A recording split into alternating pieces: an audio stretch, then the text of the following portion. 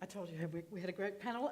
And Andrew, over to you, and I suppose that whole point about corporate leadership with this question. What are your thoughts on that? We have got a great panel, haven't we? It is great.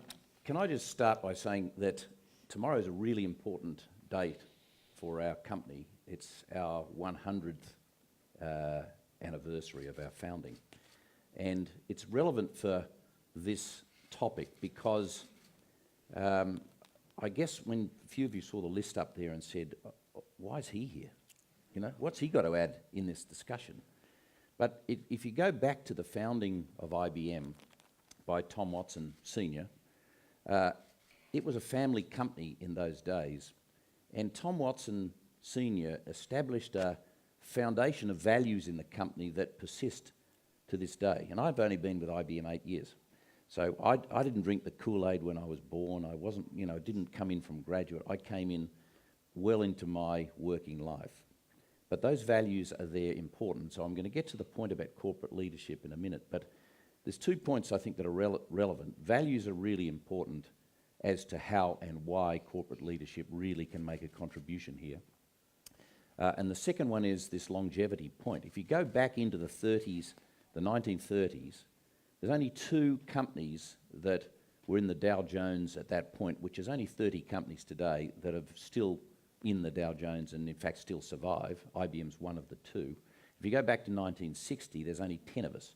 And it sort of says to me, anyway, that's relevant here, I think, is those values and that contribution, and however you define sustainability or corporate social responsibility, not because it's some jargon, some effective campaign or anything, but it's just the right thing to do, is a key element of not only how corporate leadership can make a contribution to greening poverty, sustainability, whatever we're talking about, but it becomes central to the mission and core of the organisation.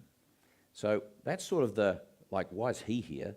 Well, that's why I'm here, because as a company, I think we have the largest maths department in the world. We have 100,000 mathematicians. So we're pretty, and add to those engineers, we have a lot of quantitative people, very quantitative.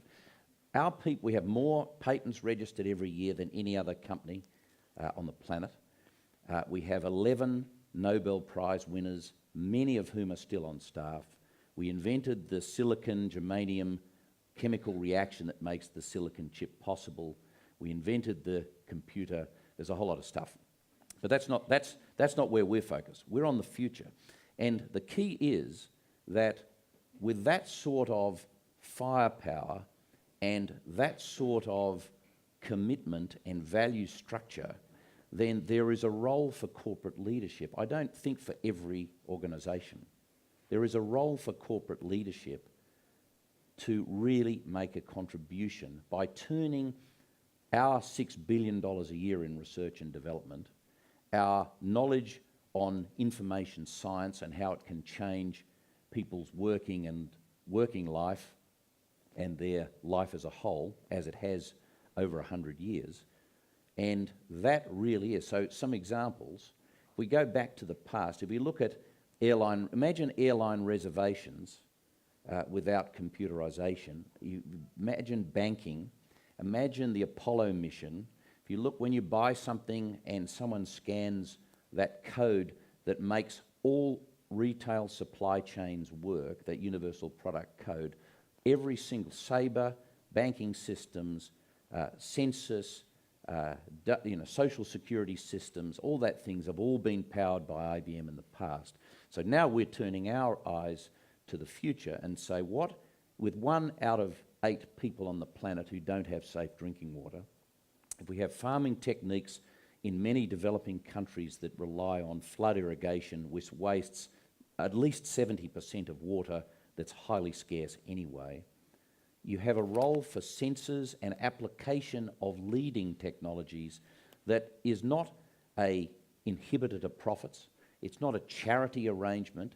It's something that has economic value, it has substance, it has a contribution, and we're right at the leading edge. If you look at smart grids and electricity again, the numbers of people that don't have reliable electrical power in their world is significant.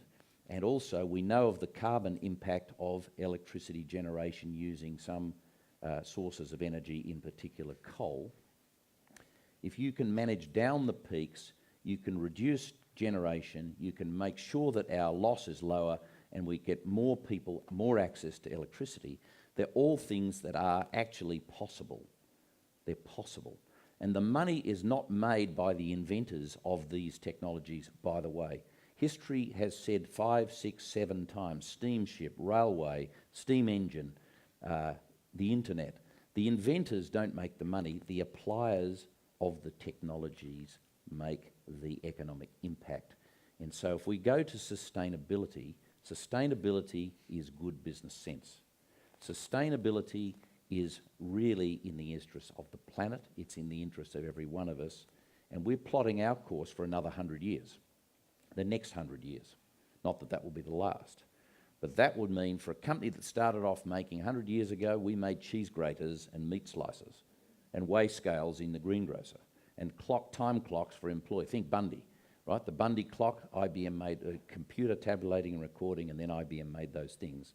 So we've never defined ourselves by the products. Tom Watson Sr. said that we define ourselves by the contribution that we make, and those things are still there. We do some really cool stuff. We do some pretty dull and boring stuff as well, I've got to tell you, but we do some pretty cool stuff. And that contribution is real. So if we go to the developing, really developing nations of the world, and we're talking chocolate before, we look at Ghana, for example. Their output, I think, of cocoa is about $4 billion worth, and yet the worldwide trade in chocolate products is $75 billion. It's a 71 billion uplift on what those folks do. What can we do for the people of Ghana using those technologies, that analytical capability, and what inventions and creativity and applications of those inventions can we make a contribution? So I agree. I mean, you listen to all the topics here. No one's talking about handouts. No one's talking about charity. Everybody's talking about rational economic decisions, sustainable investment and contribution. And if we get to the one thing that I think is really going to unite everything here is, we talk, because of the rise of social media, where people make their decisions about what influences people making their decisions about the products they buy and the products they use and the companies they work for and the people that they associate with has changed fundamentally.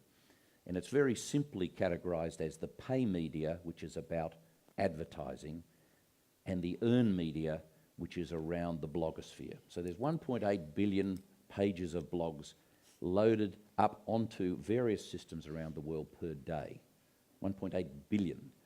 And if you look at those, the interesting thing is, today, people believe the official channel, so from the company, from the retailer, from the supplier, less than 10% of what they hear from the pay media, and they believe more than 55% from friends, relatives, and people in the community. And that then says, if we don't have a sustainable reality in our business, if we don't have a sustainable reality in our production of bananas, or in chocolate, or in anything else, I tell you what, there's a one-way street here. There's a one-way street. So sustainability is good business sense. We've got some capability and core capability that can be applied to help, and we're doing it. And we're doing it because it's in the interest of our shareholders. If you go, why have we survived 100 years? Why did we survive the GFC better than almost all Dow Jones components? Because our profits and our earnings went up. And you know what? The more of this we do, the more smart grids, the more smart water, the more smart cities, the more identity and border control work that we do and apply these technologies, you know what? The profit goes up and the value to it, communities goes up at the same rate. That's the story. Now, it's... look, I am a broadcaster, you can tell I'm about to give a time call.